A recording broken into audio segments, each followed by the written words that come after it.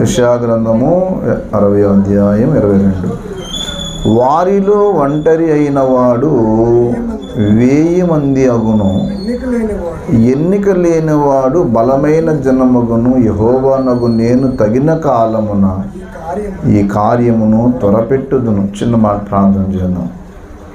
మహాపరిశుద్ధుడును మా ప్రేమ కలిగిన మా తండ్రి, జీవాధిపతి, నీకు వందనాలు, స్తోత్రాలు నాయనా. ఈ ప్రత్యేక సమయంలో మీ సన్నిధికి రావడానికి మాకు ఇచ్చిన ఈ అవకాశాన్ని బట్టి నీకు వేలాది వందనాలు. ప్రియమైన తండ్రి, ఈ అశాశ్వతమైన లోకములో శాశ్వతమైన నీ రాజ్యము కొరకు మమ్మల్ని సిద్ధపరచడానికి నువ్వు చేసిన గొప్ప త్యాగాన్ని బట్టి వందనాలు.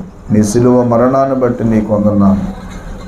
ఈ లోకంలో సర్వ మానవాళి రక్షణార్థమై ఎవరూ చేయలేని త్యాగం నువ్వు మాత్రమే చేసావు.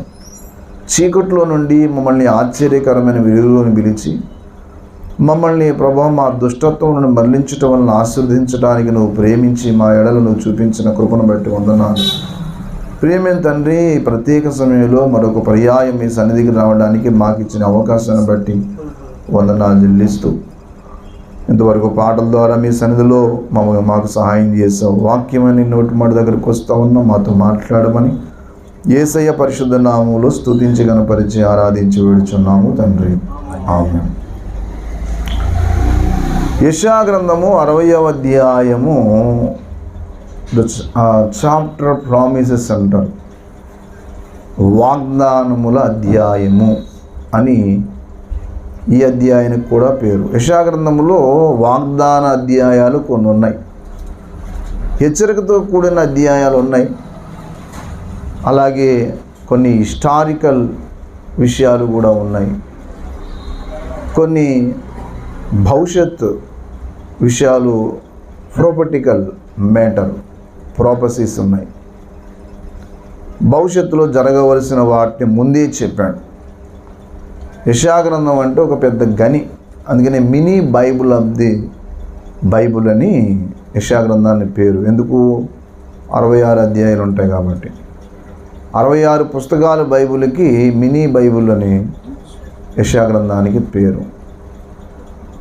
మొదటి 39 పుస్తకాలు పాత నిబంధనకు సూచన అయితే, చివరి 27 పుస్తకాలు కొత్త నిబంధనకు సూచనగా మరి పెద్దలైన వారు స్కాలర్స్ పోల్చారు.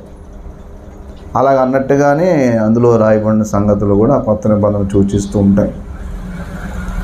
అందుకనే ఈ యెషయా గ్రంథము ఒక ప్రవచనాత్మకమైన గ్రంథమే గాక అనేక వాగ్దానాలు కూడా ఇందులో ఉంటాయి. అనేక వాగ్దానాలు ఈ అధ్యాయంలో, ఈ యెషయా గ్రంథంలో ఉంటాయి. ఈ అధ్యాయాన్ని ఏమంటారంటే వాగ్దానముల అధ్యాయము అంటాడు. చివరగా కంక్లూజన్ చేస్తూ ఈ అధ్యాయంలో కొన్ని హెచ్చరికలు ఉన్నాయి, కొన్ని విషయాలు మనకి పర్సనల్గా వాగ్దానం చేసిన విషయాలు ఉన్నాయి. ఎక్కువ ఈ అధ్యాయం చదువుకుంటే, ఎవరు చదువుకుంటే వాళ్ళకే ఒక మంచి వాగ్దానంతో కూడిన సందేశం ఇందులో మనకు కనపడుతుంది. ఈ 60వ అధ్యాయములో మీరు చివరి మాటకు వచ్చేటప్పటికి 22వ వచనం వచ్చేటప్పటికి, వారిలో ఒంటరి అయిన వాడు 1000 మంది అగునండి. అక్కడ 2 సమూహాలు, 2 విషయాలు కనపడ్డాయి. వారిలో అనేది మొదటిది, రెండవది ఒంటరి అయిన వాడు. వారు అంటే సమూహం, ఒంటరి వాడంటే ఏకత్వం. ఈ 2 చాలా మిస్టరీగా చెప్పాడు అక్కడ. వారిలో ఒంటరి అయిన వాడంటే అర్థం ఏంటంటే అందరిలో ఉన్నట్టే ఉంటాడు, కానీ తనంటూ ఒక ప్రత్యేకమైన జీవితం జీవిస్తాడు. ఇది విషయం. అంటే దేవుని యొక్క సంధికి వచ్చేటప్పటికి ఎలా ఉంటుందని అంటే, ఒక వ్యక్తి యొక్క జీవితంలో బ్యాటరీ అయిపోతుంది. హలో, ప్రైజ్లో బ్యాటరీ అయిపోయింది. ఒక వ్యక్తి జీవితంలో మరి ఈ ఒంటరితనము అనేది వేరు. ఒంటరితనం అనేది అది ఒకటైతే, ఏకాంతం అనేది వేరే. ఏకాంతానికి ఒంటరితనానికి తేడా ఏంటి చెప్పండి? ఏకాంతం అంటే ఏంటి? ఒంటరితనం అంటే ఏంటి అని అంటే అందరిని విడిచిపెట్టేసి ఒంటరిగా ఉంటారు. అది మంచిది కాదు. జీవితంలో ఏనాడు కూడా మంచిది కాదు. కాబట్టి ఒకటి ఎప్పుడైనా సరే ఒక మనిషి ఏకాంతంగా ఉండటం మంచిది, కానీ ఒంటరిగా ఉండటం మాత్రం ఎప్పటికీ మంచిది కాదు. ఎందుకు మంచిది కాదు అని అంటే ఒంటరితనము అన్ని రకాలుగా నష్టం చేస్తుంది. ఒంటరితనం అనేది జీవితంలో చాలా కోల్పోవాల్సి వస్తుంది. అదే ఏకాంతం అనుకోండి, జీవితంలో కోల్పోయిన వాటన్నిటిని సంపాదించుకోవచ్చు. అందుకని ఒంటరితనం గురించి బాధపడాలి, కానీ ఏకాంతం గురించి ఏమీ బాధపడవసరం లేదు. అందుకే యేసుప్రభు వారు ఒంటరిగా ఉన్నారు, ఏకాంతంగా ఉన్నారో చెప్పండి. ఏకాంతముగా, ఎత్తైన కొండపైకి ఏకాంతముగా. మనము భక్తి జీవితంలో కానీ వ్యక్తిగత జీవితంలో కానీ అభివృద్ధి చెందాలనుకున్నప్పుడు ఏకాంత జీవితం చాలా మంచిది, కానీ ఒంటరి జీవితం మంచిది కాదు. కోపం వచ్చినప్పుడు తలుపులు వేసేసుకొని ఎవరితో మాట్లాడకుండా ముఖం అంతా బిడాయించుకొని ఇంట్లో వాళ్ళతో మాట్లాడకుండా ఎవరితో మాట్లాడకుండా ఎక్కడో లోపలికి వెళ్ళి గడెట్టేసుకుని పడుకోవటం అనేది మంచిది కాదు. బైబిల్లో కోపం వచ్చిన వాళ్ళు ప్రార్థన చేసిన వాళ్ళు ఉన్నారు. అన్నమ్మకు బాగా కోపం వచ్చేసింది. ఏం చేసింది చెప్పండి? ప్రార్థన చేసింది. నేను ఉంటాను కోపం వచ్చిన వాళ్ళు అందరూ ఎలాంటి వాళ్ళు, ఎలాగైతే అంత మంచి వాళ్ళు. కోపం రాగానే ప్రభు సందికి వెళ్ళి ప్రార్థన చేస్తే ఎంత గొప్ప విషయం. కానీ చాలామంది కోపం రాగానే వెళ్ళి తలుపు వేసుకుని ఏం చేస్తారు? మంచం పడుకొని ఏడుస్తున్నా, లేకపోతే ఆళ్ళని తిట్టుకుంటున్నా, తలుపు వేసేసుకుని గెడబెట్టేసుకొని ఎంతమంది కొట్టినా కానీ ఇంక తలుపు వేసుకుంటారు మొత్తం.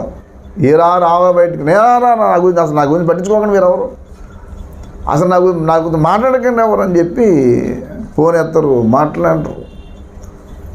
అలాగే ఎప్పుడూ కూడా మనుషుల మీద అసహించుకొని లేకపోతే మనుషులని దూరం చేసుకోవటం అనేది ఎప్పుడు చేయకూడదు. కానీ వారిలో ఒంటరి అన్నాడు. వారిలో అంటే ఎవరిలో అంటే ఏకాంత జీవితం. ఇక 2-3 విషయాలు ఉన్నాయి బైబిల్లో. 27వ కీర్తనలో ఒక చక్కటి మాట ఉంది చూడండి. 8వ మాట చూడండి. 27వ కీర్తన 8 చూడండి. కీర్తన గ్రంథము 27వ కీర్తన. నా సన్నిధిని వెదకుడని నీవు సెలవీయగా. వెదకుడి అనే మాట ఎంతమందికి చెప్తున్నాడు? ఒక సమూహానికి చెప్తున్నాడు. కానీ సమూహం అంతా స్పందించలే, కానీ ఒక్క పర్సన్ స్పందిస్తున్నాడు. నా సన్నిధి వెదకండి అని అందరికీ చెప్తున్నాడు దేవుడు. అందరూ స్పందించలేదు. కానీ ఒక వ్యక్తి ఏమంటాడంటే, నీ సన్నిధిని నేను వెతికేదనని నా హృదయము నీతో అని నిన్ను. వాళ్ళందరి సంగతి నాకు ఎందుకు ప్రభువా, నేనైతే మాత్రం నీ సన్నిధిని వెతుకుతాను అంటే అందరికీ చెప్పాడు. కానీ దేవుడు తన ఏకాంత జీవితం అనేది దేవుని సన్నిధిలో ఉన్నాడు. మీరు ఎప్పుడైనా సరే జీవితంలో అభివృద్ధి చెందాలనుకున్నప్పుడు అత్యధికమైన సమయం దేవునికి ఇవ్వగలిగితే మీరు అట్టడుగు స్థాయిలోకి దిగజారిపోయిన దేవుడు లేవనెత్తాడు. ఈ రోజున చాలామంది కొంతమంది భక్తులను విమర్శిస్తారు. ఆయనది ఇది అని చెప్పి మంచి పరిచర్య చేసిన వాళ్ళని విమర్శించే కొంతమంది విమర్శకులు తయారయ్యారు. అసలు వాళ్ళ గురించి వీళ్ళకి ఏం తెలుసో నాకు అర్థం కాదు. చాలామందికి తెలియని రహస్యం ఏంటంటే, వాళ్ళు ఏకాంతంగా అవర్స్ట్ కదా దేవుని సందులో ఎక్కువ గంటలు గడిపారు. నాకు కొంతమంది వాళ్ళు చేసిన పరిచర్య అంటే పెద్దగా నేను బైబిలానుసారం అని అన్న కానీ వాళ్ళ ప్రార్థనా జీవితాన్ని అయితే మాత్రం మెచ్చుకుంటాం.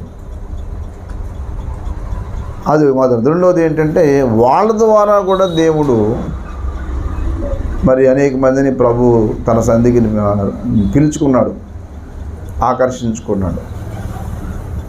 దేవుడు అనుకున్నాడంటే గడ్డిపరకను వాడుకుంటాడు, గడ్డపారను కూడా ఏం చేస్తాడు చెప్పండి, వాడుకుంటాడు. పని అయింది కాబట్టి గడ్డిపరకను గడ్డపారను రెండిటిని కూడా మనం దేవుడి చేతుల్లో ప్రస్తుతానికి ప్రభు దీన్ని వాడుకుంటున్నాడేమో అనుకోవాలి తప్పిస్తే, ఎంచడం మొదలెడితే మంచం అన్ని గంటలే కనపడతాయట.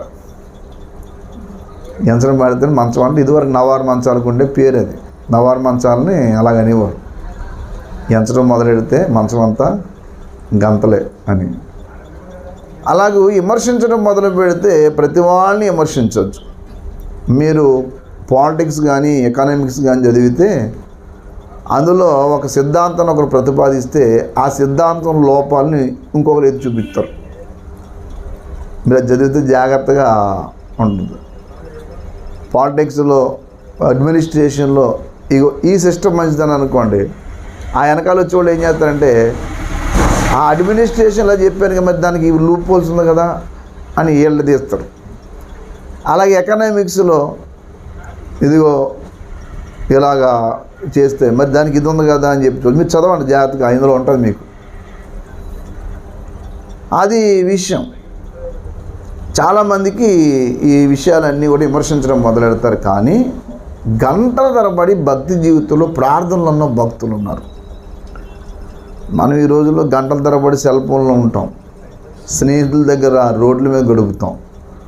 ఏంటయ్యా కలిసి వచ్చింది, 8 గంటలు అక్కడ కూర్చున్నావు, ఏంటి నీకు కలిసి వచ్చిందంటే ఏముండదా, అన్నెసరిగా టైం వేస్ట్ చేయటం తప్ప. సెల్ ఫోన్ దగ్గర నీ గంటలు గడిపోవు. ఏంటి నువ్వు ఆధ్యాత్మికంగా ఎదిగింది, ఏమి నేర్చుకున్నావు అని అంటే అదేదో చేశాను అని అంటావు. ఇవన్నీ అలాగే ఒక వ్యక్తితో కూర్చొని అలాగే ఏదన్నా దేవుని గురించి మాట్లాడటం మంచిదే, కానీ వ్యర్థ సంభాషణ మాట్లాడటం అనేది వేస్ట్. అందుకని దేవుని యొక్క సన్నిధిలో ఏకాంత జీవితానికి అలవాటు పడిన వాళ్ళందరూ కూడా ఉన్నత స్థాయికి వెళ్ళారు. దీన్ని వాక్యంలో అనేక రకాలుగా పోల్చి చెప్పాడు. పర్వత అనుభవం అన్నాడు, ద్వీపం అనుభవం అన్నాడు. పర్వత అనుభవం అన్నా ద్వీపం అనుభవం అన్నా ఏకాంతానికే సాదృశ్యం. యెషయా గ్రంథంలో ఒక 2-3 చోట్ల ఆ మాట ఉంది, చూడండి. యెషయా గ్రంథము 41వ అధ్యాయము మొదటి మాట చూడండి. యెషయా గ్రంథం 41వ అధ్యాయం మొదటి మాట. ద్వీపములారా, అది ద్వీపములారా నా ఎదుట మౌనంగా ఉండుడి జనులారా. ఇప్పుడు ద్వీపములారా అన్నాడు, మళ్ళీ ఏమన్నాడు చెప్పండి అమ్మా, జనులారా అన్నాడు. ఇప్పుడు దీపానికి చెప్తున్నాడా జనులకు చెప్తున్నాడా చెప్పండి. ద్వీపములారా అంటే అర్థం ఏంటనంటే జనులని కాదు. దీపము దీపకల్పానికి తేడా ఏంటి? ద్వీపం అంటే ఏంటి చెప్పండి. ఇండియా దీపమా దీపకల్పమా?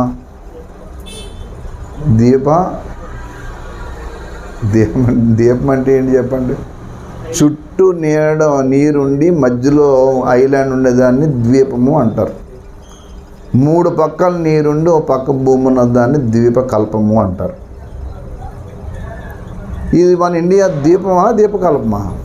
దీపకల్పం.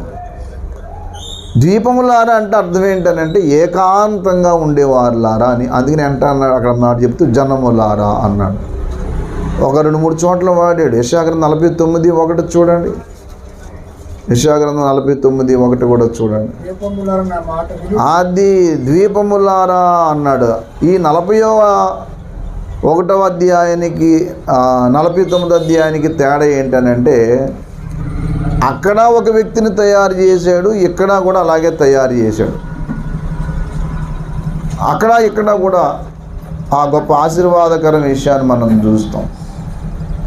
ద్వీపములారా నా ఎదుట మౌనంగా జనములారా నూతన బలము పొందుడి అన్నాడు. ఆ నూతన బలం పొందుడనే మాట పైనే ఉంది 40:31లో. యెహోవా కొరకు ఎదురు చూచువారు నూతన బలము పొందుదురు. యెహోవా కొరకు ఎదురు చూచేవారు ఏమవుతారు చెప్పండి? నూతన బలం పొందుతారు. కాబట్టి నూతన బలము ఎప్పుడైతే మనం పొందుతామో అప్పుడు మనం ఏం చేస్తామంటే ఒక నూతన బలాన్ని మనం సంతరించుకుంటాం. ఎప్పుడు నూతన బలం పొందుకోవడం అనేది ఎప్పుడు జరుగుద్ది అంటే ఏకాంతంగా ప్రభుత్వం గడిపినప్పుడే. మనం నిస్సహాయ స్థితిలోకి వెళ్ళిపోయాం అనుకోండి, ప్రభుతో గడపడం అనేది నేర్చుకోండి. అత్యధికంగా ప్రార్థనా జీవితంలో మీరు గడపడం నేర్చుకుంటే దేవుడు సహాయం ఎలా వస్తుందో మనకు తెలియదు. అందుకని వారిలో ఒంటరి అయిన వాడంటే అర్థం ఏంటంటే అందరిలోనే ఉంటాడు. కానీ దేవుని సన్నిధికి వెళ్ళినప్పుడు జరిగేది ఏంటంటే తాను ఏకాంతవాసానికి ఎక్కువ దేవునితో సహవాసం చేయడానికి ఇష్టపడతాడు. బైబిల్లో ఉన్న భక్తులందరూ కూడా అలా ఏకాంతంగా వెళ్ళే గొప్పోళ్ళు అయ్యారు. నేను చాలామంది గురించి మీకు గుర్తు చేయగలను, కానీ సమయాభావాన్ని బట్టి ఒక 2-3 ఏకాంతంగా జీవించిన వారు అనేక రీతిలుగా ఆస్వాదించబడిన వాళ్ళు ఉన్నారు. వాళ్ళు ఒంటరిగా ప్రయాణం మొదలెట్టారు. కానీ చిత్రం ఏంటంటే జనములకు తండ్రిగా అయ్యాడు అబ్రహాం నాడు. నాయనా నువ్వు బయలుదేరి ఇంట్లోంచరా అన్నాడు. నీ బంధువుల దగ్గర నుంచి నీకు ఏదైతే ఆటంకం ఉన్నాయని వదిలిపెట్టి బయటకు రా. ఎప్పుడు ఒక మనిషి ఉన్నతంగా దీవిస్తాడనంటే ఆదికాండం 12వ అధ్యాయం మొదటి మాట చూడండి. ఆదికాండము 12వ అధ్యాయం మొదటి మాట. యెహోవా అంటే దేవుడు ఈయనతో మాట్లాడుతున్నాడు. నీవు లేచి నీ దేశము నుండి నీ బంధువుల యొద్ద నుండి ఇంట నుండి నీకు చూపించు దేశానికి ఏమన్నా చెప్పండి వెళ్ళు అంటే రాలేదు అయ్యగారు. వెళ్ళమంటే బయలుదేరలే, ఇంట్లో కూర్చున్నాడు. అది చూపించు దేశం అంటాడు, చూపించకుండా. అదేదో దేశం చెప్తే వెళ్తాను కానీ నేను చూపించు దేశం అంటాడేంటి? దేశం ఏం చెప్పలే, బయలుదేరమన్నాడు. ఎక్కడ బయలుదేరుతాం? ఇంట్లోనే ఉన్నాడు అయ్యగారు కదలకుండా. దేవుడు ఊరుకోలేదు, ఈ మనుషుడు ఇలా కదిలేలేడు, ఇంట్లో స్విచ్ పెట్టాలని చెప్పి ఇంట్లో పరిస్థితులన్నీ మార్చేసాడు. మార్చేసిన తర్వాత అప్పుడు బయలుదేరి ఇంకా నడు తప్పదు మనందరం మరి ఇంట్లోంచి వెళ్ళిపోవాలా అని చెప్పి, అందుకని కొన్నిసార్లు పొమ్మనకుండా పోగెట్టారంటారు చూసారా, అలా దేవుడు ఏం చేయడంటే ఈ అయ్యగారు ఎలా లొంగేలా లేడని చెప్పి ఇంట్లోంచి వెళ్ళిపోయే పరిస్థితిని తప్పించాడు. మరి అప్పుడు బంధువుల్ని ఎంతమంది పట్టుకుని ఏడ్చాడు మనకు తెలియదు, కానీ మొత్తం మీద ఇంట్లోంచి అయితే ఏం చేయడు చెప్పండి, కదిలేలాగా చేశాడు. 20వ అధ్యాయం 13వ వచనం చూడండి. 20వ అధ్యాయం 13వ వచనం. దేవుడు నన్ను నా తండ్రి ఇల్లు విడిచి దేశాంతరం పోవునట్లు చేసినప్పుడు అంటే ఏం చేశాడు? పరిస్థితులు మార్చేశాడు. 12వ అధ్యాయాలు పిలవగానే అయ్యగారు వచ్చేసాడు అనుకుంటాం మనం, రాలే. ఆయన ఇంట్లోనే ఉండి తచ్చాడుతున్నాడు. నేను ఆశీర్వదించమని చెప్పి చూస్తుంటే బయలుదేరాడు మనిషిడు అని చెప్పి అప్పుడు ఇంట్లోంచి పరిస్థితులు అన్నీ మార్చి పాడేశాడు. అప్పుడు ఇల్లు ఏం చేయడు చెప్పండి, విడిచిపెట్టి వెళ్ళిపోయాడు. దేశాంతరం పోవునట్లు చేసినప్పుడు ఆ పరిస్థితి గమనించింది. దేవుడు మాట్లాడే విధానం ఇది కూడా ఒకటి. దేవుడు పరిస్థితుల ద్వారా మాట్లాడుతాడు. అందుకే దేవుని యొక్క సన్నిధిలో ఎప్పుడు కూడా దేవునికి మనం సంపూర్ణంగా లోబడినప్పుడు దేవుడు సహాయం చేస్తాడు. అప్పుడు అబ్రహాం గారు కదిలి ఏం చేయడంటే బేతేలుకి వచ్చి వెళ్ళమన్నాడు కదా అని బయలుదేరాడు. ఆదికాండం 12వ అధ్యాయంలోనే ఆ వచనాల్లోనే కొంత గ్యాప్ ఉంది. 1వ వచనానికి ఆ తర్వాత వచనాలకి గ్యాప్ ఉంది, కానీ అక్కడ రాయబడ్డాడు. 20వ అధ్యాయంలో చెప్పాడు. అప్పుడు చేసిన పని ఏంటంటే బయలుదేరాడు. ఎక్కడికి వెళ్ళాలో తెలియక బయలుదేరాడు. హెబ్రీ పత్రిక 11వ అధ్యాయము దయచేసి 7వ వచనం అనుకుంటా చూడండి. 9 చదవండి. 9 విశ్వాసమును బట్టి అతడును సమాన వారసులైన నివసించచ్చు ఉండి ఆది విషయం అక్కడ పైన 8వ వచనం మంచి మాట ఉంది. మరియు తాను ఎక్కడికి వెళ్ళాలో ఎరుగకయే బయలు వెళ్ళి అంటే బయలుదేరాడు. రోడ్డు అంటే వెళ్తున్నాడు. ఢిల్లీ ఇంటిలోంచి లేకపోతే ఎవరో మొత్తం మీద శ్రీనివాస్ గారు అనుకోండి, ఇంట్లోంచి బయలుదేరి బయటకు వెళ్తున్నాడు. నమస్తే సార్ అని చెప్పి, నమస్తే, ఎక్కడికి వెళ్తున్నారంటే, ఎక్కడికి వెళ్తామా, ఎవరు చెప్పారు, నేను దేవుడు వెళ్ళమన్నాడు వెళ్తున్నానంటే, నిన్నటిదాకా బ్రదర్ బాగానే ఉన్నాడు, ఇవాళ ఏదో ఈయన మైండ్ ఏమైంది చల్లాచెదిరైపోయి ఉంటుందని చెప్పి. అదేంటండి ఎక్కడికి వెళ్తున్నారంటే, తెలియదండి దేవుడు వెళ్ళమన్నాడు వెళ్తున్నాను అని అంటే, దేవుడు వెళ్ళమంటే వెళ్ళటం ఏంటంటే అడ్రస్ తెలియకుండా అంటే, అవునండి దేవుడు ఎక్కడ ఆగమంటే అక్కడ ఆగుతాం బయలుదేరానని అని అంటే, మనల్ని మనుషులు చూస్తే ఏమనుకుంటారంటే ఇది బాగా పిచ్చి పట్టేసింది, భక్తి పిచ్చి బాగా ఇచ్చేసింది ఈ మధ్యన బాగా చెడిపోయాడు ఈయన అని చెప్పి అనుకున్న రీతిగానే ఏమైందంటే అలాగే వెళ్ళాడు. అదే ఆ మాట రాశాడు, తాను ఎక్కడికి వెళ్ళవలెనో ఎరగకయే బయలు వెళ్ళాను. అది విచిత్రం. మరి వెళ్ళి ఏం చేశాడు? ఆదికాండం 12:8 వచ్చాడు. ఇప్పుడు ఆదికాండం 12వ అధ్యాయం 8వ వచనం. అక్కడ నుండి అతడు బయలుదేరి బేతేలుకు తూర్పున ఉన్న కొండకు చేరి పడమటికి బేతేలునకును మధ్యన గుడారం వేసి కట్టి యెహోవా నామం ఏం చేశాడు? అది చేసిన పని. కొండ ఎక్కేసాడు అయ్యగారు. కింద ఉంటే లాభం లేదు, జనాలతో పడలేం మనం అని కొండ ఎక్కి కొండ మీద కూర్చొని అక్కడ గుడారం వేసుకుని ఇప్పుడు బలిపీఠం కట్టి ప్రార్థన మొదలెట్టాడు. నాయన బయలుదేరాను, ఇంత దూరం వచ్చాను, ఇప్పుడన్నా చెప్పు మరి నన్ను ఏం చేయమంటావు అని అక్కడ ప్రార్థన. అది ఆ దారికి వస్తామని ఇప్పుడు చేశా. మీరు ఏదైనా సరే ఒక ప్రార్థనా జీవితానికి మనం అలవాటు పడినప్పుడు ప్రతి చిన్న విషయం ఇలా ఉంటుంది. దేవుడు అప్పటికి ఎలా చేస్తాడో మనకు తెలియదు. దేవుడికి అసాధ్యమైనది ఏది ఉండదు. అయితే మనం ఒక్క మాట మనం గుర్తుపెట్టుకోవాలి, వారిలో ఒంటరి అయిన వారు దేవుడి మీద ఆధారపడాలి. అది విషయం. నువ్వు ఏకాంతంగా వెళ్ళిపో, కానీ దేవుడి మీద ఆనుకో. అరణ్యంలో దేవుడి మీద ఆనుకోవాలి. పరమగీతముల గ్రంథంలో ఈ చక్కటి మాట చెప్పాడు. పరమగీతముల గ్రంథము 8వ అధ్యాయము 5వ వచనం. పరమగీతములు 8:5. తన ప్రియుని మీద ఆనుకొను, తన ప్రియుని మీద ఆనుకొని అరణ్య మార్గమున వచ్చినది ఎవతే అంటే ఎవరీమే? ఎవరి మీద ఆనుకుని చెప్పండి? ఎవరంటే ప్రభువు మీద ఆనుకొని అరణ్య మార్గం వచ్చి ఎవరు అసలు? ఈ మాట కొంచెం మోటగా ఉంటుంది. అది అరణ్య మార్గం అంటే అర్థం ఏంటి చెప్పండి? అదొక అడవి మార్గం, కానీ ఆనుకున్నది ఎవరి మీద? ప్రభువు మీద.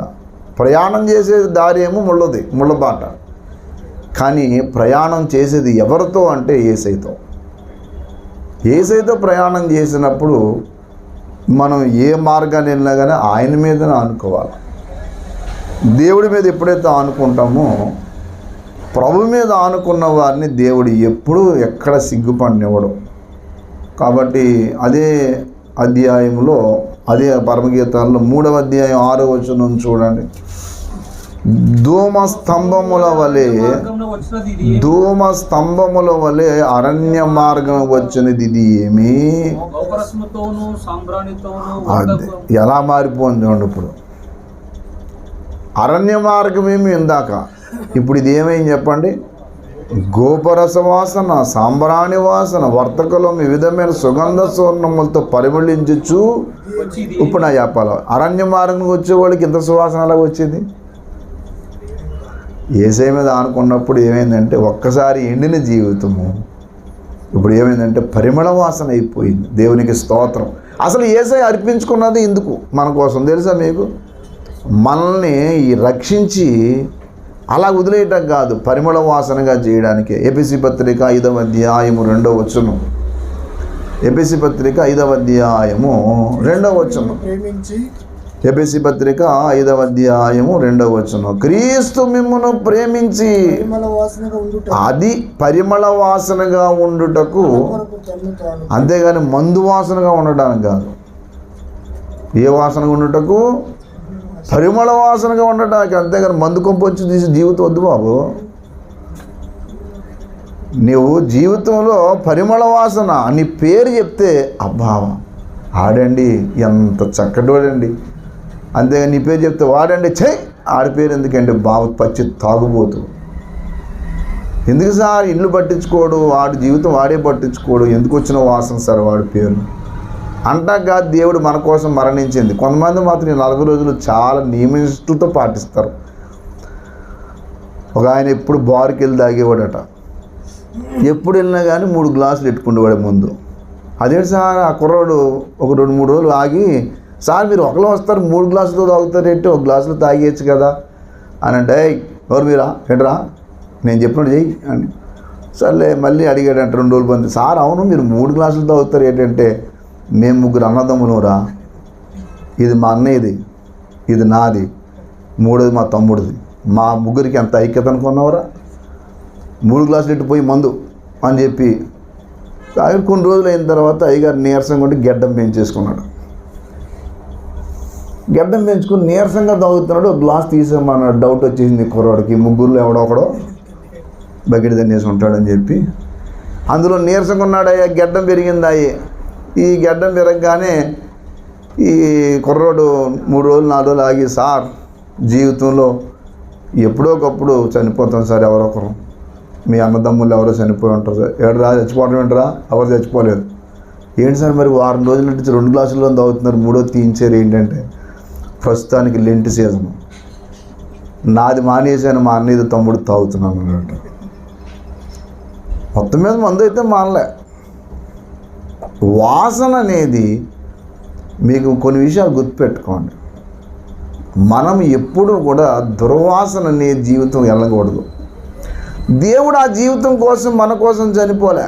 అసలు మన కోసం చనిపోయింది ఎందుకు అని అంటే పరిమళ వాసనగా ఉండడానికంట. దేవునికి స్తోత్రం.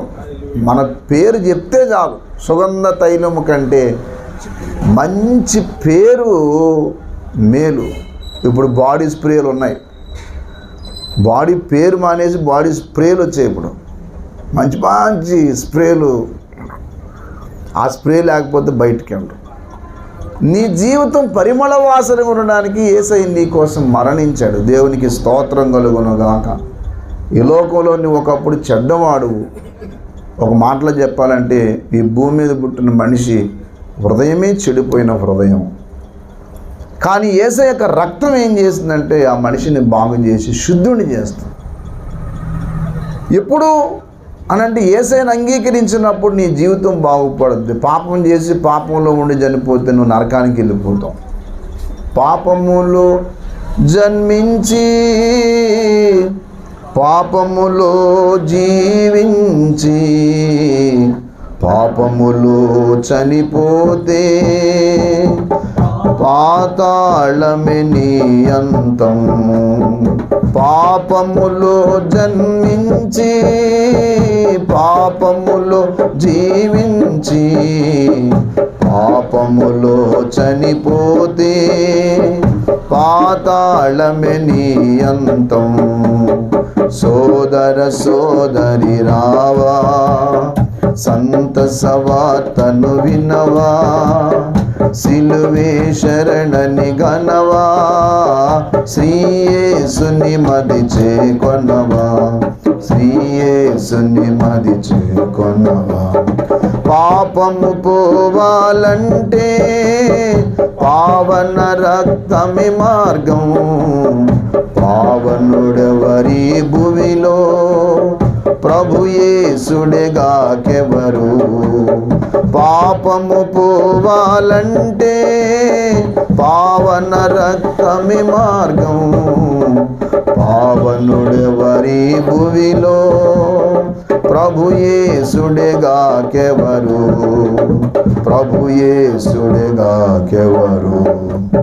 సోదర సోదరి రావా, సంతస వార్తను వినవా, సిలువే శరణని గనవా, శ్రీయేసుని మది చేకొనవా, శ్రీయేసుని మది చేకొనవా.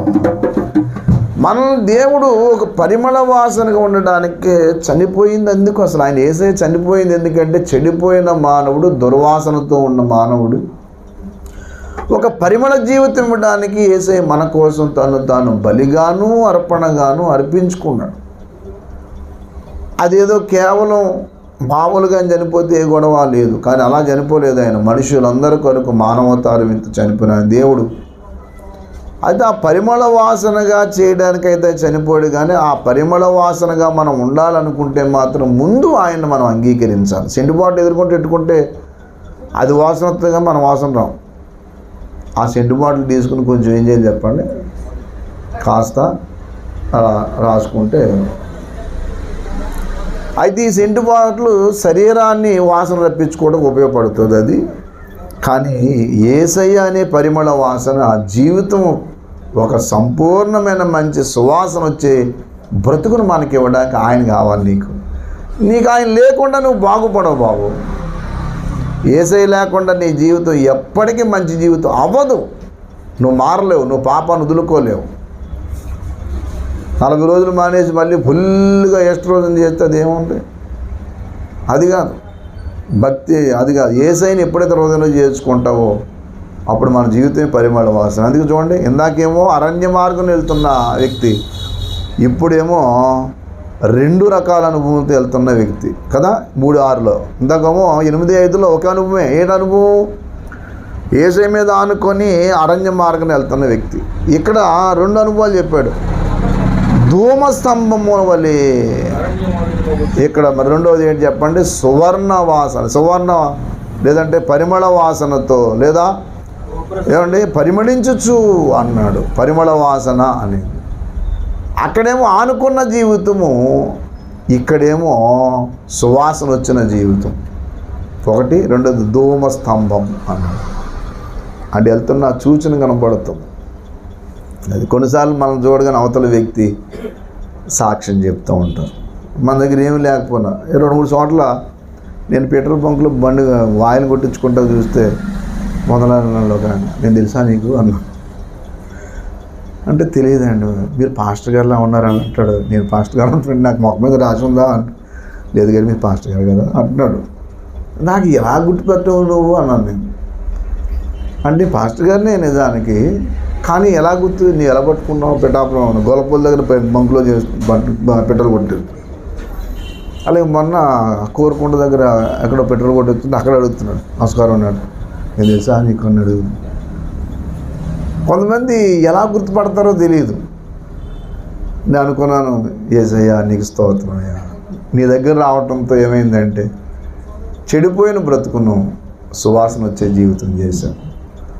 నువ్వెంత చెడ్డోడు అన్నా కావచ్చు, నువ్వెంత చెడిపోయినా ఉండవచ్చు, యేసయ్య యొక్క రక్తం మనల్ని ఏం చేద్దంటే పరిమళ వాసనగా చేస్తుంది. 1. 2వది సాక్షి. ధూమస్తంభం అంటే అర్థం ఏంటంటే సాక్షి. ఒక సాక్ష్యం వచ్చే జీవితం నీకు ఉంటుంది. మళ్ళీ 2 ఉండాలి. ఇది గుర్తుపెట్టుకోండి. ఎక్కడికి వెళ్ళినా మన అపీరెన్స్, మన కట్టు బొట్టు అంటారు లోకంలో, మన డ్రెస్సు, లేదా మన యొక్క ఏమండి వ్యవహారము, ఆహారము, 2 కూడా ఎలా ఉండాలి చెప్పండి? సాక్షి జీవితం అనేది ఉండాలి. నువ్వు ఏది పోగొట్టుకున్నా సరే, సాక్ష్యం పోగొట్టుకున్నావంటే తర్వాత నువ్వు ఎంత చెప్పిన నమ్మరు. ఏడ్చండి వేదిక మీద అలా మాట్లాడతారు సార్, అలా అక్కడ సాక్ష్యం చెప్తారు సార్, వెనక వచ్చి పని చేస్తారు సార్. ఒక ఆయన కూడా ఆయన తిట్టేవాడు. అది మొన్న కూడా అడ్వాన్స్ ఈడమ్స్ గారు ఒళ్ళు మండిపోయి ఆర్కెస్ట్రా వాళ్ళు ఎరగదిట్టాడు. రే ఇక్కడ పాటలు పాడతారా మీరు, స్టేజ్ వెనక్కి గుప్పు గుప్పు అని చెప్పి ఎక్స్కుంటూ వచ్చాడు. కొంతమంది జీవితాల్లో సాక్ష్యం పోతే ఏముంది? అందుకనే యేసయ్య మీద ఆనుకోవాలి. ధూమస్తంభం అంటే సాక్ష్యం ఉండాలి. తర్వాత పరిమళించవచ్చు.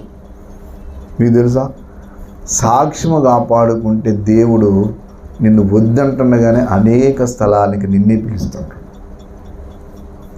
ఇది గుర్తుపెట్టుకోవాలి.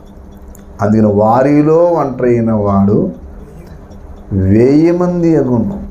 ఎందుకు అవును అనంటే వారిలోంచి సెపరేట్ అవును, అందరిలా ఉండొద్దు, అందరిలోంచి ప్రత్యేకం ఉండు.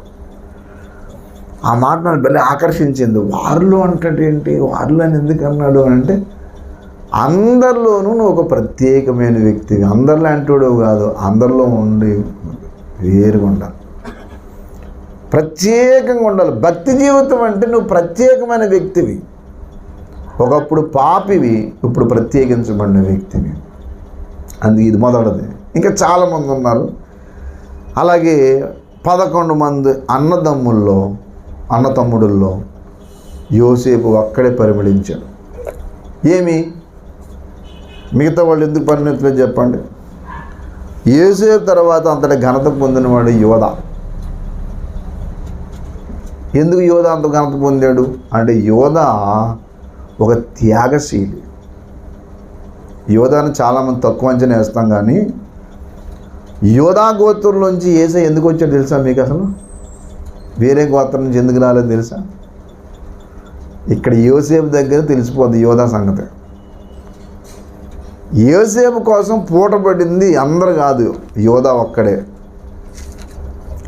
అది ఆ విషయంలో దేవుడు అందుకని ఆ వ్యక్తిని అంత ఉన్నతంగా దీవించాడు. దయచేసి ఒక మంచి మాట ఉందో చూడండి. ఆదికాండము 37వ అధ్యాయం అనుకుంటా కదా, 37వ అధ్యాయము దయచేసి చూడండి. ఒక చక్కటి మాట ఉంది. ఆదికాండము 37వ అధ్యాయం దగ్గరికి రండి.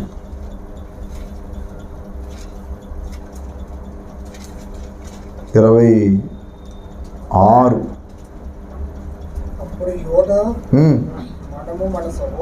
అప్పుడు యోధ మనము మన సహోదరుని చంపి, అది విషయం, వాని మరణము దాచిపెట్టినందువలన ఏం ప్రయోజనము?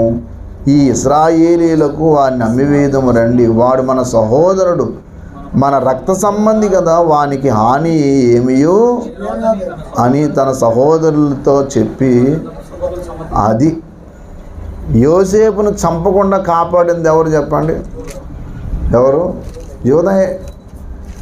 యోధా ఏం చేయడంటే తన సహోదరుల నిమిత్తము అక్కడ తప్పించాడు. చంపేసి ఏం చేస్తాం, ఏంటి సాధించేది మనం అని. ఇది మొదటిది. రెండవది 43వ అధ్యాయము 8వ మాట చూడండి. 43:8 యోధా తన తండ్రి అయిన ఇశ్రాయేలును చూచి, పంపు,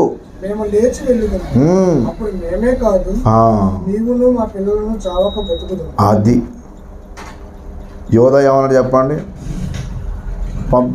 అది తర్వాత నెక్స్ట్ చదవండి. నేను అతని గురించి ఏం చేస్తాను? చదవాలి. నేను అతను తిరిగి నీ వద్దకు తిరిగి వచ్చి నీ ఎదుట నిలవబెట్టని ఎడల అది ఆ నింద నా మీద ఎల్లప్పుడూ ఉండును. నా మీద ఇట్టు అది నేను చూసుకుంటా అంటే అర్థం ఏంటంటే అడ్డు వెళ్ళిపోయి ప్రతిదానికి ఆయనే. 44వ అధ్యాయం 18 వచ్చును. 44:18 యోధా అతన్ని సమీపించి, ఏలినవాడా, ఒక మాట ఏలిన వారితో తమ దాసుని చెప్పుకొని తన కోపము తమ దాసుని మీద తమరు పరువు అంతటి వారు కదా. అవును, మిగతా మరి అంతమంది వాళ్ళు ఎందుకు మాట్లాడట్లేదు? ఎందుకు వచ్చాడు ఈ మనుషుడు? అందుకే మాటికి యోధా ఒక సెపరేట్ పర్సన్. అందుకే యేసు ప్రభు వారు యోధా గోత్రం నుంచి వచ్చాడు. ఎందుకు తెలుసా? ఈ రీజన్ సార్. దేవుని కొరకు ఎవరైతే ఒక త్యాగంతో కూడిన జీవితం జీవిస్తారో, ప్రభువు కోసం నువ్వు అన్ని త్యాగం చేయాలి. దేవుడి విషయంలో కొన్ని తెగించాలి, తప్పదు. కొంతమంది తెగించడం అంటే అర్థం ఏంటంటే సినిమాలు మానేశాను అన్నాడు. ఆ త్యాగం ఏంటి ఆయన? ఈ పనికి కొన్ని మానేట అదిగా తెగించడం అంటే. త్యాగం అంటే కొన్ని దేవుడు కొరకు నువ్వు కొన్ని త్యాగం. పౌలు అంటాడన్నమాట, అయినను ఏమేమి నాకు లాభకరములో క్రీస్తు నిమిత్తము వాటిని నష్టముగా ఎంచుకున్నాను. నష్టంతో ఎంచుకున్నాడు మొదటి విషయం. నష్టపరుచుకుంటే మళ్ళీ అది ఎప్పటికన్నా మళ్ళీ ఆకర్షిస్తుందని చెప్పి పెంటతో అన్నాడు రెండోది. ముందేమో నష్టపరుచుకున్నాడు, తర్వాత ఏమని చెప్పండి? పెంట అన్నాడు. నష్టం చేసుకుని సరిపోదు, మళ్ళీ ఎప్పటికన్నా వాటి మీద దృష్టి వెళ్ళవచ్చు. వదిలేసానని చెప్పి మళ్ళీ వెనక్కి వెళ్ళి మళ్ళీ వాటిని చాలామంది వదిలేసి మళ్ళీ వెనక్కి వెళ్తారు. అది కొత్త సినిమాలు మానేసి పాత సినిమాలు చూస్తాడు అంతే, ఏం కాదు. కొంతమంది పాత సినిమా పాటలు పాడతారు, ఎందుకంటే లిరిక్స్ చాలా బాగుంటాయి సార్ అని చెప్పారు. ఇంక మారింది ఏంటి నాయన నువ్వు? అది త్యాగం అంటే అది కాదు. త్యాగం అనే మాటకు అర్థం ఏంటనంటే, నీకు దేవుడి విషయంలో ఏదైతే అడ్డొస్తున్నాయో అది ఎంత కలిసి వచ్చిన వదిలేయటం. అప్పుడే దేవుడు నిన్ను ఒక సెపరేట్ వ్యక్తిని చేస్తాడు. అందుకే యోసేపు అంత స్థాయికి వెళ్ళడానికి కారణం ఏంటంటే, అంతమందిలో యోసేపు ప్రతి చిన్న విషయంలో దేవుడు అనే మాట మాత్రం పెట్టుకున్నాడు. ఎక్కడ దేవుడి విషయంలో తప్పలేదు. అందుకే యోసేపు ఫలించెడు కొమ్మ, ఓట వద్ద ఫలించెడు కొమ్మ, అతడు గోడల మీదకి ఎక్కి వ్యాపించును అన్నాడు. అంటే అర్థమేంటి తెలుసా?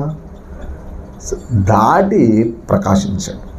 49వ అధ్యాయం 22వ వచనంలో ఉంటారు. యోసేపు గురించి మంచి సాక్ష్యం చెప్పుకుంటూ వచ్చాడు అట్లా.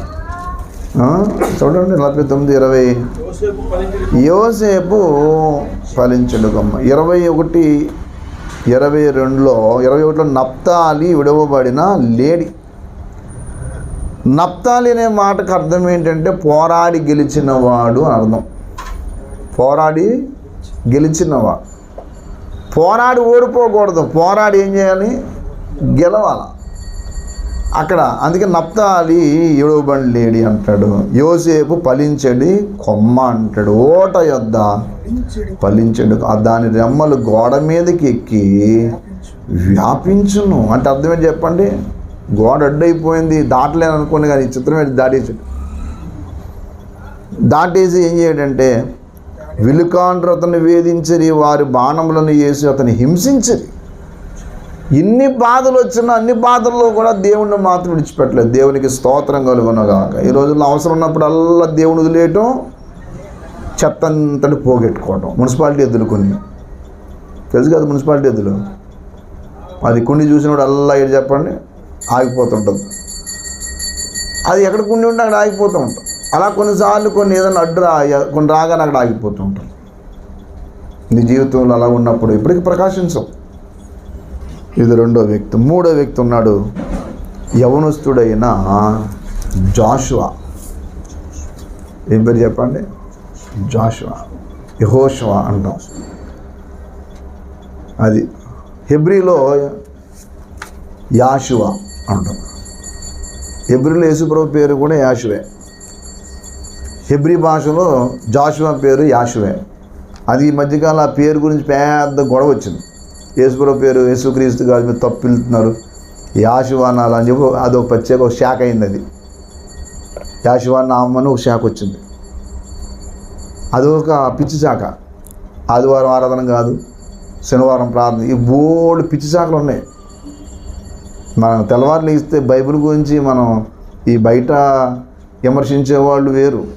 అది మళ్ళీ మనోహర్ దాస్ కొత్తగా మొదలెట్టాడు.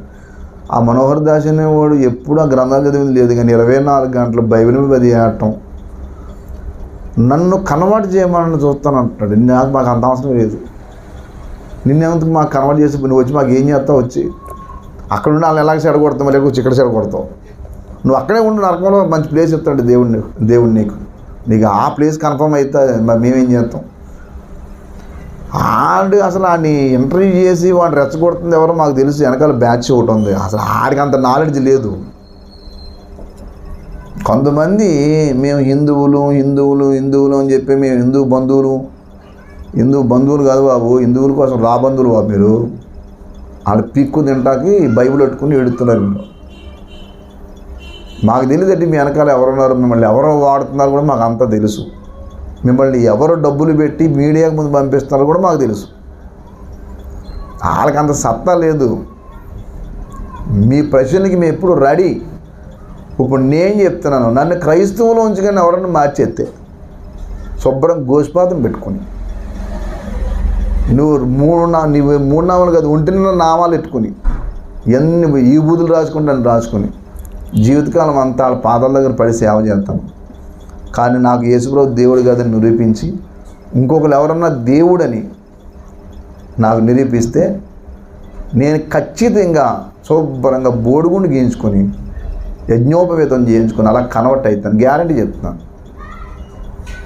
అలా చేయగలగాల. మరి నా దగ్గర కొన్ని పుస్తకాలు ఉన్నాయి. ఇప్పుడు మళ్ళీ కొత్తగా ఆ పుస్తకం, పాత పుస్తకం ప్రింట్ అన్నాం, నిన్నే తీసుకొచ్చాను. ప్రూఫ్ చూస్తాను, ఎంత కాదు ప్రూఫ్ చూస్తూ కూర్చున్నాను. ఉన్నాయి బలమైన పుస్తకాలని బయటకు తీస్తున్నాను ఇప్పుడు. అవి పాత ఎక్కడ లేవు, అవి మన ప్రింటే అన్నాం. ఎలాగ ఎవరన్నా కొంచెం మనమే చేస్తే కేసు వేస్తారు కొన్నిసార్లు. అది కేసు ఎప్పుడు వేస్తారంటే అందులో ఒక మ్యాటర్ వేయాలి, కాపీ రైట్ అని చెప్పి మ్యాటర్ వేస్తే మనం ప్రింట్ వేయటం ఉండదు. అందులో అది లేనప్పుడు మనం ప్రింట్ వేసుకోవచ్చు. అందులో కానీ చిన్న మాట పెట్టాలి, కాపీ రైట్ ఇది ప్రకాశకుల మీద పర్మిషన్ తీసుకునేయాలని. అది లేకపోతే మనం ప్రింట్ వేసుకోవచ్చు. కాబట్టి అలాంటి పుస్తకాలు తీస్తాను ఒకటి. ఇప్పుడు ప్రస్తుతానికి విగ్రహారాధన అనే పుస్తకం తీశాను, అది ప్రింట్ వేస్తాను అనమాట. నిన్న తీసుకొచ్చాను. అందులో మామూలుగా ఏకలేదు, ఉపనిషత్తుల్లోంచి పెట్టుకుని కందుకూరి వీరేశలింగం పంతులు గారు. అందులో మీరు ఆ పుస్తకం ప్రతి వాడి చేతిలోకి వెళ్ళాలని చెప్పి దానికి కొన్ని నేను చదివినవి కూడా యాడ్ చేద్దామని చెప్పి చూస్తూ ఉన్నాం. యాషువ లేదా యెహోషువ అంతమంది యవనస్తుల్లో తనొక్కడే గొప్ప ప్రార్థనా పరుడు. అందరూ ఏమో మోషే వెళ్తున్నప్పుడు వెనకాలను చూసేవారు ఏం జరుగుతుందని. కానీ యెహోషువ గుడారం దగ్గర కూర్చొని బయటకు కూడా వచ్చేవాడు కాదు, లోపల ఉండి ప్రార్థనలు ఉండిపోయాడు. నిర్గమాకాండం 33 11 వచ్చును. నిర్గమాకాండం 33:11. ప్రజలందరూ మేఘస్తంభము ఆ మనుషులు గుడారము తన స్నేహితులతో ద్వారములు మాట్లాడినట్లు యెహోవా మోషేతో ముఖాముఖిగా మాట్లాడుచు ఆ. అతడు పాలెంలోనికి తిరిగి వచ్చుచుండెను. మ్మ్. అతని పరిచారకుడును అతడు పరిచారకుడును నూను కుమారుడునైన యెహోషువను యవనస్తుడు గుడారములో నిలపరికి రాలేదు. ఏం చేస్తాను గుడారంలో? మరి పైపొచ్చి యవనస్తుడు అనే పేరు కూడా రాశాడు. ఒకవేళ రాకపోతే ఇప్పుడున్న కుర్రాళ్ళని మనమైతే గబుక్కుని తప్పుడు అంచనా వేస్తాం. ఎంత గర్వం అండి ఆడికి. నిన్న మనదాకా నాకు కూడా తిరిగినాడు, ఎంత గీర పెరిగిపోయింది. కానీ ఈ కుర్రోడు మాత్రం ఏం చేయలేదు చెప్పండి, బయటికి రాలేదు. ఎందుకు రాలేదు? అందరూ చూస్తున్నారు లేదు, నేను చూసి ఏం చేస్తాను, ప్రార్థనలో ఉండిపోయాడు. అందుకని ఒకనొక టైంలో దేవుడు మోషేను వచ్చానని టైం అయిపోయింది ఇంక విడిచిపెట్టి వచ్చాయంటే మోషే అంటాడు, నేను వచ్చేస్తే ఎలా ప్రభువా, ఎంతమంది గొర్రెలు లాంటి మనుషులు కాపరు లేని వ్యక్తులు అయిపోతారు, మరి వాళ్ళ సంగతి ఏంటి అంటే యెహోషువ ఉన్నాడు, ఆత్మను పొందినాడు. ఒంటరిగా ఉన్నప్పుడు సెల్ ఫోన్తో ఎక్కువ గడిపినాడు కాదు, ఏం పొందినాడు చెప్పండి, ఆత్మను పొందినవాడు అని సాక్ష్యం దేవుడు చెప్పాడు. ఆ మాట వింటే భలే ఆశ్చర్యం వేస్తుంది. చక్కగా సంఖ్యాకాండం 27వ అధ్యాయం, ద బుక్ ఆఫ్ నంబర్స్ 27వ అధ్యాయం దగ్గరికి దేవుడు సాక్ష్యం చెప్తూ ఆ మంచి మాట అన్నాడు. 14 వచ్చిన దగ్గర నేను చదవండి. ఎలాగనగా సీను అరణ్యములో సమాజం వాదించున్నప్పుడు ఆ నీళ్ళ వారి కన్నులు ఎదుట అదంతా వద్దుగానైనా తర్వాత 15 వచ్చును. అప్పుడు మోషే యెహోవాతో, యెహోవా సమస్త మానవుల ఆత్మలకు దేవా, సమాజము కాపర్లేని గొర్రెల వలె యెహోవా సమాజము యెహోవా సమాజము కాపరి లేని గొర్రెల వలె ఉండకుండానట్లు ఈ సమాజం మీద నువ్వు ఈ అబార్యం కొండ ఎక్కునైనా కనాన్ చూడు, ఇంక నా దగ్గరకు వచ్చేస్తావని చెప్పి అంటాడు దేవుడు. అదేంటి ప్రభువా, మరి వీళ్ళందరి సంగతి ఏంటి, ఏడు మొగలెవరు నియమించైతే అంటే అప్పుడు యేసయ్య సాక్ష్యం చెప్తూ ఉన్నాడు. 17వ వచనం, అతడు వారి ఎదుట వచ్చి చూపోవచ్చుండు, వారికి నాయకుడిగా ఉండుటకు సమర్థుడై ఉండవలెను. అందుకు యెహోవా మోషేతో ఇట్లా, నూను కుమారుడు యెహోషువ ఆత్మను పొందినవాడు, he has filled with holy spirit. అతడు ఆత్మతో నింపబడ్డాడు. ఎలాగా, హౌ అని అంటే ప్రార్థనా జీవితంలో గడిపాడు. ఈ రోజున కొంతమంది దినకరణ గారిని విమర్శిస్తారు, కానీ రోజుకి 8-9 గంటల ప్రార్థనలో మోకాళ్ళ ఉండిపోయాడు ఆయన. మనం 8 నిమిషాలు ఉంటే 8 రోజులు చేసినట్టు ఉంటుంది. అమ్మ బాబాయ్ అని 8-9 గంటల మోకాళ్ళ నిద్రపోవటం కాదు, ప్రార్థన చేయటం. కొంతమంది మోకాళ్ళ మీద నిద్రపోతారు, అదే ప్రార్థన అనుకుని తెగ నిద్రపోతున్నారు, పసుపు కొట్టుకుంటాం. మా దగ్గర ఒక పాస్టర్ గారు వచ్చేవాడు ఇదివరకు ఆన్లైన్ పేర్లో, మేము అద్దెంట్లో ఉన్నప్పుడు, షెడ్లో ఉన్నప్పుడు. వాడు మీరు ఎవరు నాకు తెలియదు. ఆయన చిన్న ప్రార్థన చేసి నిద్రపోయి, అయ్యగారు దర్శనం వస్తుంటుంది నాకు అనేవాడు. వాళ్ళు నిద్రపోతున్నావు ఏంటంటే నిద్ర కదా అయ్యగారు దర్శనం అనేవాడు. ఎందుకేంటంటే బహుస్వామరు ఇంతకీ ఇప్పుడు కనబట్టలేదు, ఉండాలి ఎక్కడో. దాన్ని చాలా మోసం చేశాడు మనుషులు. సిలిండర్ పట్టుకుపోడు, డబ్బులు పట్టుకుపోడు, పాటల పుస్తకం పట్టుకుపోడు, చాలా పట్టుకుపోడు. పైపొచ్చి నిద్ర వచ్చే సోమరుడు ఇంతకీ ఈ సోమరితనం నిద్రపోయి ఫుల్గాని దేవుడు దర్శనం ఇస్తాడు అయ్యారు అని మొదలెట్టి అన్ని తప్పుడు దర్శనాలు. ఇప్పుడు అన్నీ కూడా చాలామందికి ఇదే. ఇప్పుడు ప్రార్థన కంటే ఆశీర్వాదం. దేవుడు మిమ్మల్ని బహుగా ఆశీర్వదించిన గజం ముక్కోనండి. దేవుడు మిమ్మల్ని బహుగా ఆశీర్వదించిన 4 సిమెంట్ బస్తాలు వేయండి. అంతేగాని ప్రార్థన చేసుకుని వాక్యం చదివి దేవునితో గడిపినోడు కాదు. సిమెంట్ బస్తాలు వేసినోడుని, పునాదులు తీసినోడుని. బాబు ఇవ్వటం మంచిదే కానీ నువ్వు దేవుని దగ్గర నీ సమయం ఎంత ఇస్తున్నావని. వారిలో ఒంటరైన వాడు 1000 మంది అనే మాటకు అర్థం ఏంటంటే బలమైన వ్యక్తిని. 1000 మంది నీ కుడి పక్కన 1000 మంది పడిన 10,000 మంది కూలినను అపాయం నీ వద్దకు అంటే అర్థం ఏంటి? నువ్వు అంత బలంగా ఉంటావు అంటే అంత బలమైన వ్యక్తి అవుతావు. దేవునితో గడిపిన వ్యక్తి ఎప్పుడు బలహీనుడు కాను. ఈ రోజుల్లో చెత్త దగ్గర అంతా గడుపుతున్నారు. దేవునికి ఏమో తక్కువ సమయం ఇస్తాం. ఎక్కడ ప్రకాశిస్తాం మనం దేవుని దగ్గర మనం బహుగా ప్రకాశించడానికి బలమైన వ్యక్తులుగా ఉండాలనుకున్నప్పుడు ఏం చేయాలి చెప్పండి? ప్రభు దగ్గరికి. 91వ కీర్తన 7 కదా మాట అంటాడు, ఏమండి? నీ ప్రక్కన 1000 మంది పడినను కూలిన అపాయం నీ వద్దకు అంటే అర్థం ఏంటి? నువ్వు అంత బలంగా ఉంటావని. ఒక బలమైన వ్యక్తి అవుతావు, ఒక బలీయమైన వ్యక్తిగా జీవిస్తాం. అందుకే మన జీవితంలో 3వ వ్యక్తి యోసేపు. అంతటి నాయకత్వం, అన్ని లక్షల మంది నాయకుడిగా ఉండాలంటే మాటలా. ఇప్పుడు మనకి 10 వస్తువులు అప్పగింత ఏ వస్తువు ఎక్కడ పెట్టామో తడివేసుకుంటాం. ఎక్కడెట్టిందమ్మా అని చెప్పి కొన్నిసారి మనం కలజోడు ఎక్కడ పెట్టుకుని కలజోడు మర్చిపోతాం. కలజోడు ఎదురా అని చెప్పేసి గోకున్నా గుర్తొస్తుంది ఎక్కడ ఉందా అని చెప్పి. 10 వస్తువులు పెడితేనే మనకు అర్థం కాదు. అన్ని లక్షల మంది నడిపించడం అంటే మాటలు ఏంటి? అంత సామర్థ్యం అంటే మామూలు విషయం కాదు. అంత ఎబిలిటీ అనేది దేవుని నుంచే వస్తుంది. అందుకని ఎంతగా ప్రభుత్వం మమేకం అవుతాము. వారిలో ఒంటరైన వాడంటే నా దగ్గర గడిపినోడు అని అర్థం.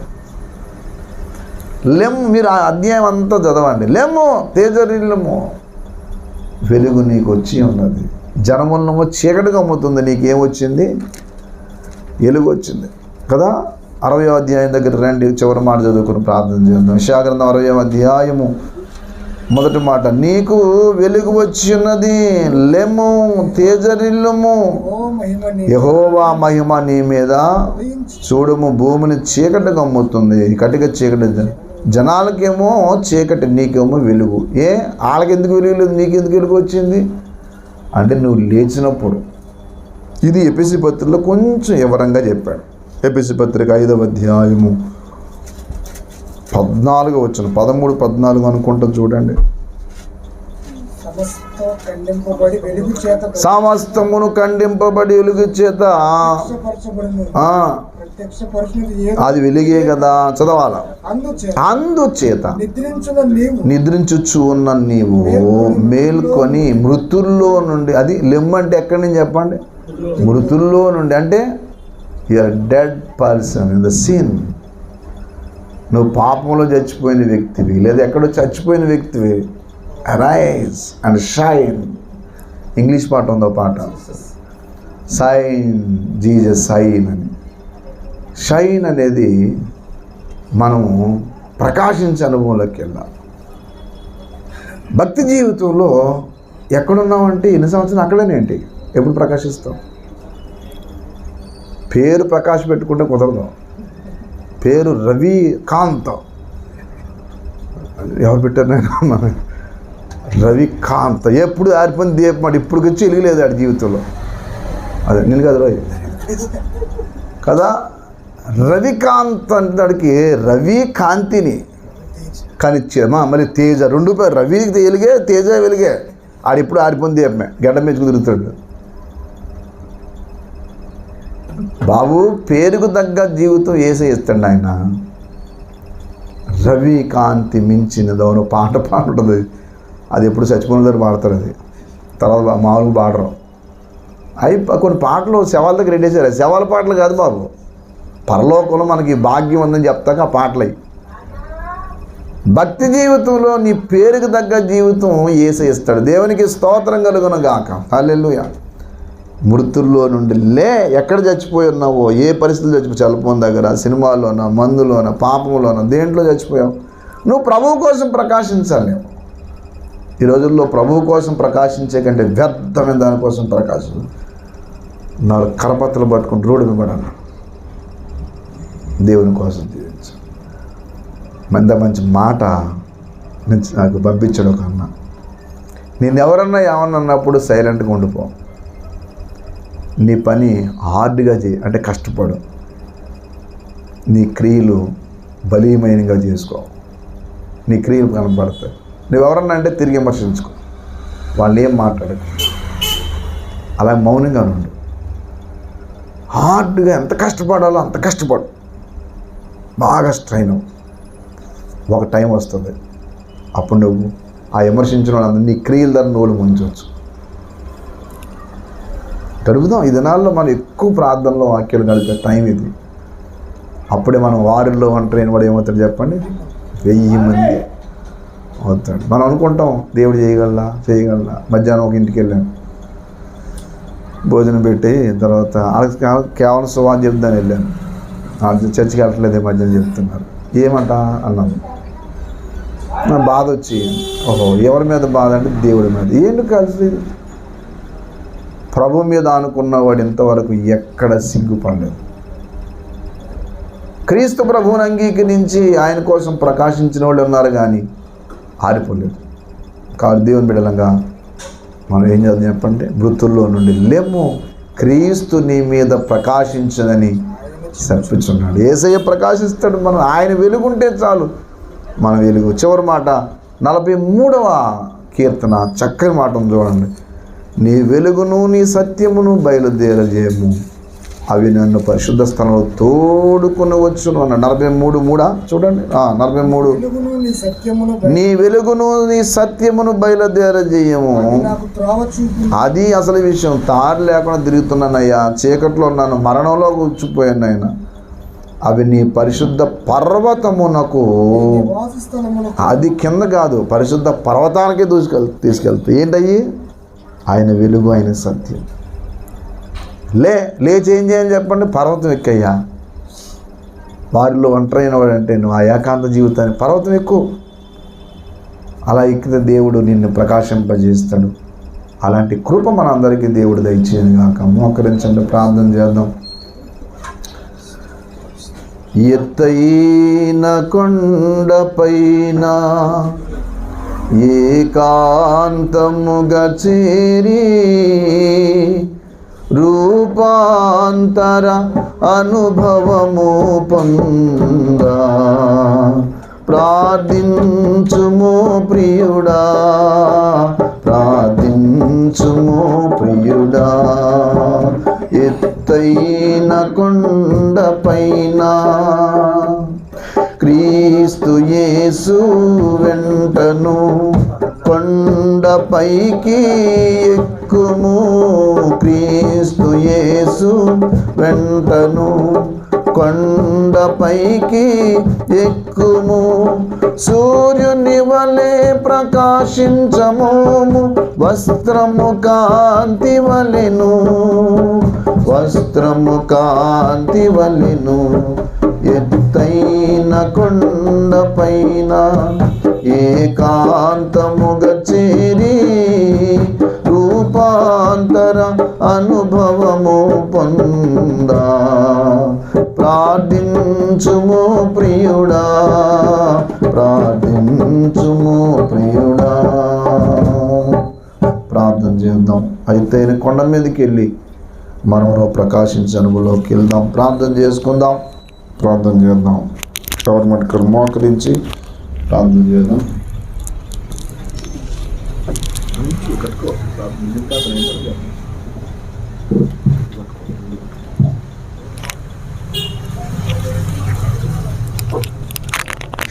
మహాపరిశుద్ధుడ, ప్రేమ కలిగిన ప్రభువా, మీకు వందనాలు. ఈ సాయంకాల సమయంలో మీ సన్నిధిలో చేరి మేమందరం కలిపి ప్రభువనైనా మిమ్మల్ని ఆరాధించుకోవడానికి, మరి వాక్యమును వినడానికి మాకు అవకాశం అనుగ్రహించి వందను బట్టి వందనాలు. ప్రభువనైనా ఏదో ప్రార్థన అంటే ఏదో అనుకుని చాలామంది నిర్లక్ష్య పెట్టడం కానీ, ప్రభువా మరి ఏముంటుందిలే అనుకునే పరిస్థితుల్లో చాలామంది వ్యక్తులు ఉండగా మమ్మల్ని ప్రేమించి మేము విని నీకు సహకరించడానికి మాకు అందరికీ నీ కృపను అనుగ్రహించినందుకు వందనాలు. ప్రభు, గత వారం అంతా కాపాడు ఎక్కడ చాటును భద్రపరచు సహాయం చేశారు, అందుని బట్టి స్తోత్రం. మరి ప్రభువనైనా వారిలో ఒంటరైన వాడు 1000 మంది దేవును బలమైన జనమగుని వాక్యం రాయించు. మరి ప్రభు, ఎటువంటి పరిస్థితులు ఉన్న వాళ్ళైనా, పేదవాళ్ళైనా, ప్రభువైనా అజ్ఞానులైనా, బలం లేని వారైనా, ప్రభువైనా నీతో గడిపితే వాళ్ళని బలవంతులుగా చేస్తాను. వారు ఎటువంటి వ్యసనంలో ఉన్నా, ఎటువంటి ఇబ్బందులో పాపములో ఉన్నా వారిని విడిపిస్తానని నీ మాట ద్వారా రాయించో. లేవండి, మీరున్న పరిస్థితుల్లో నుంచి లేస్తే వెలుగు మీ మీద ప్రకాశిస్తుందని వాక్యం రాయించు.